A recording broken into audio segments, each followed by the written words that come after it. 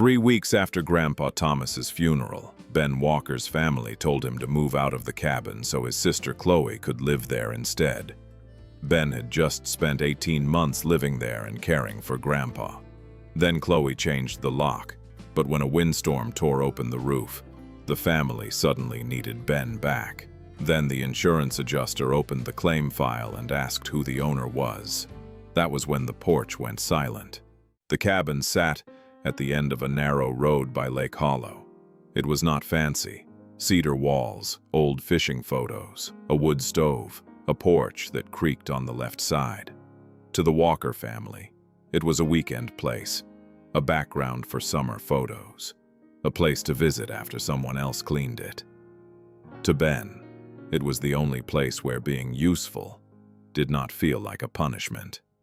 Grandpa Thomas taught him how to stack firewood, shut off water lines before a freeze, and listen for the sound a roof makes before it starts leaking. Their mother had a soft voice for Chloe. For Ben, she had instructions. Can you pick this up? Can you drive over there? Can you not start something today? Alan rarely took sides out loud. That was how he took sides. He stayed quiet while Ben carried the weight. Grandpa Thomas saw it one winter afternoon. Chloe canceled another visit because the drive felt stressful. Ben drove 3 hours through sleet to check on him. The cabin was cold. Grandpa had barely eaten. Ben made soup, salted the steps, changed the furnace filter, and sat beside him until the wind slowed. Grandpa looked at him and said, "People will call it peace when you are the only one swallowing anger. Don't believe them." Then he added, "One day they will need this place, and they will suddenly remember the word family." Ben thought the old man was tired. He was warning him. Grandpa Thomas got weaker slowly. He forgot firewood before dark. He left a burner on. Then the doctor said he should not live alone through another winter. So, Ben ended his apartment lease. He packed his clothes into 3 boxes, loaded his tools into the truck, and moved into the back bedroom. Not forever, everyone said, just for a while. But caregiving does not feel temporary when you are the one doing it. For 18 months, Ben lived there. He drove Grandpa to appointments, cooked simple dinners, kept the wood stove going, changed sheets after bad nights, paid the insurance notice when Grandpa's hands shook too much to write checks neatly. The cabin became the place where Ben slept lightly, the place where medicine schedules were taped inside a cabinet, the place where his coffee mug sat beside Grandpa's on the sink. When Grandpa died, Chloe cried loudly at the funeral. Patricia held her. Relatives told Chloe how hard it must be to lose such a safe place from childhood. Ben stood near the back. No one asked what it felt like to lose the person he had been caring for every day. They told him he was strong. He hated that word. In his family, strong usually meant, "We are not coming to help you." 3 weeks after the funeral, Patricia called it a family meeting. Ben knew what that meant. A decision had been made, and he was being invited to accept it. Chloe sat at the dining table with red eyes. Alan looked serious.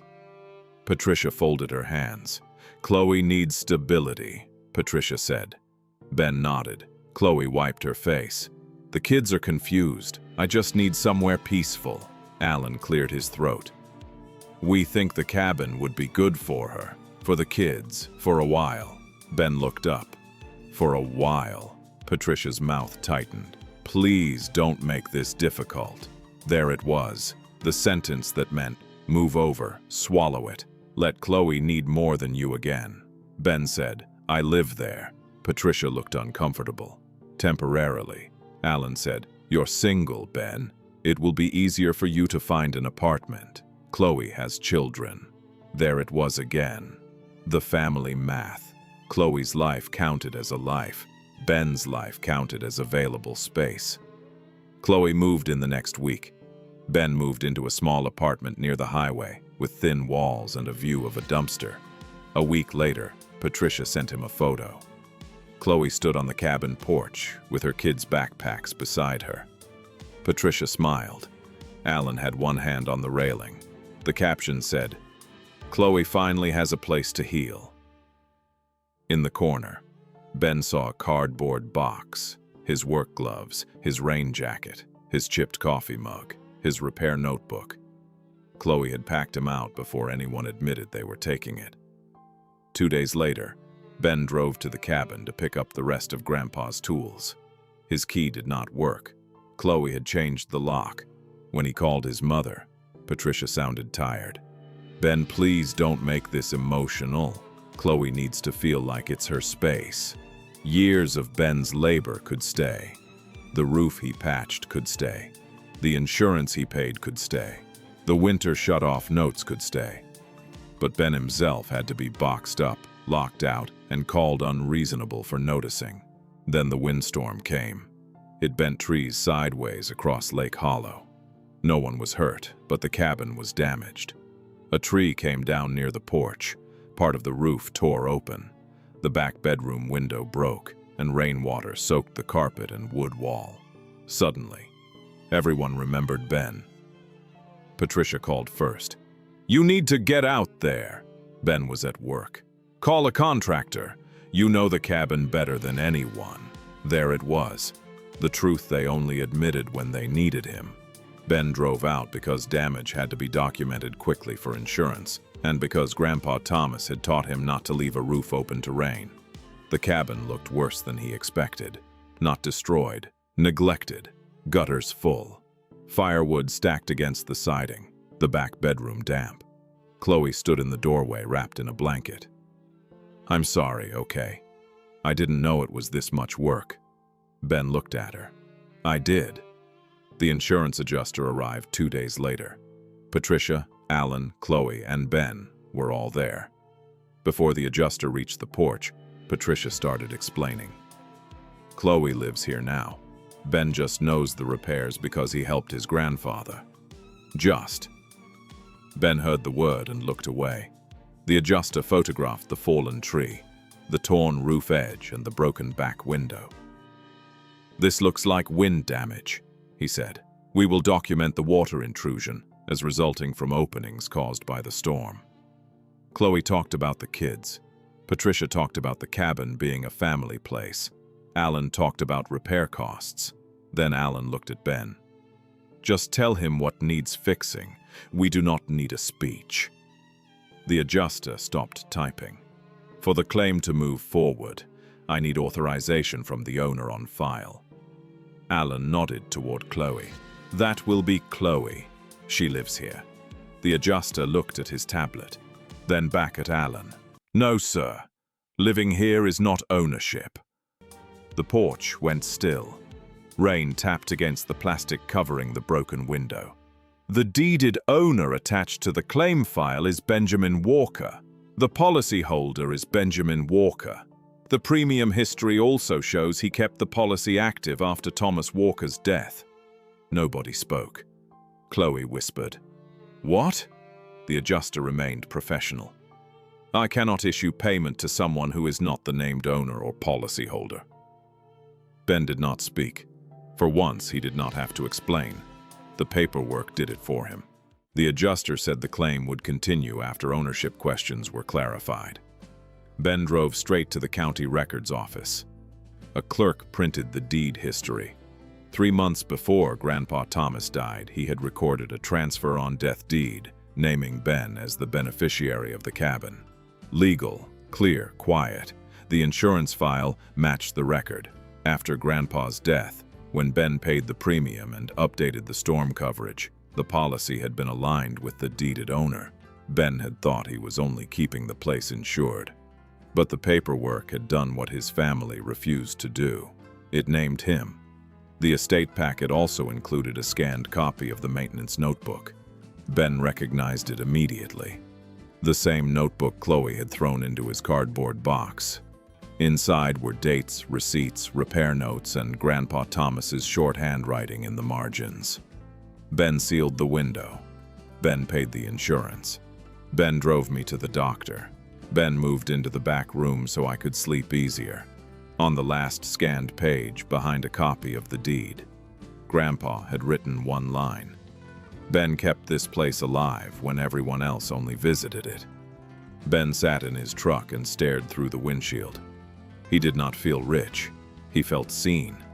That evening, his family came to the cabin. Not invited, just there. Patricia asked why he had not told them. Ben said, "I didn't know." Alan held the printed deed like it had insulted him. "Your grandfather should have discussed this with us," Ben said. "Maybe he knew what you would do if he did." Then Chloe held out the insurance papers. "Then sign whatever they need so the check can come here. The kids are already settled." There it was.